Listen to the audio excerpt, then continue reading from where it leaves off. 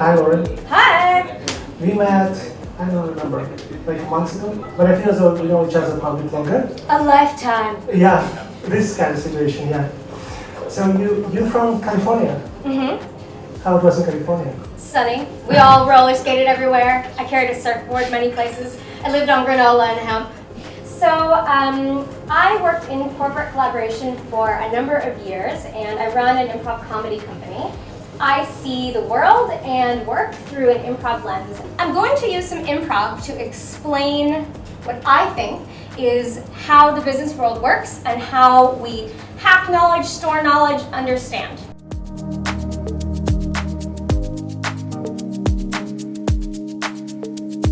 You have the most menial jobs.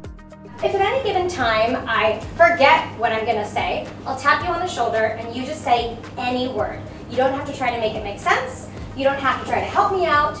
You can do whatever you want, but one word. Zach, how long do you live in Hong Kong? I used to live in Hong Kong. Oh, yeah. Where do you live now? I recently moved to Wood. You moved to Wood? I used to live there! Stop it! Did anyone else live in Wood? No? It's a really small neighborhood near Forest. Yeah. The two of them are near each other, but most people find it hard to navigate on the map. Yeah, I find I get on Siri and I'm like, no, it's not Forest, it's next to Oysters. Yes, that restaurant. Oh, I love it. You know, their name is Oysters, but oddly enough, I find that when I go there, the waiter, he says to me, you know, we're out of oysters today, but actually, police are on the way. Because that place is such a police hangout.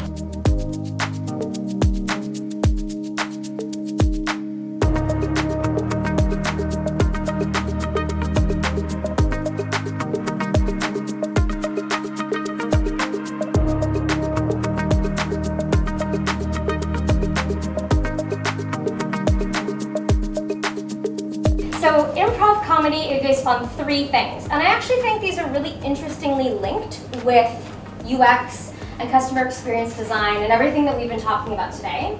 So the three rules are the concept of yes and. This is the idea that I say a little something and then you say yes and you add a little bit more, and we build together something that we individually couldn't have created, but together we're building something. The second one is no failing. This is funny, we always hear this in Agile and in sprints and in brainstorming and all of this stuff, this language about no failing, no wrong answers. So this is used in improv comedy all the time. The third one is about making each other look good. So this goes very part and parcel with yes and. This is about the fact that I am here to make you look good and you make me look good.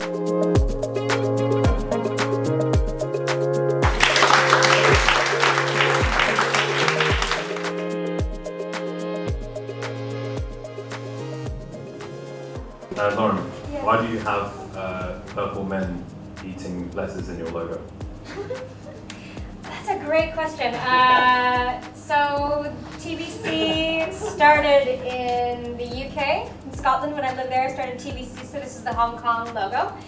And I worked with a really talented gentleman who we said we need to come up with a logo, and he said, I'm just going to play around and sketch something.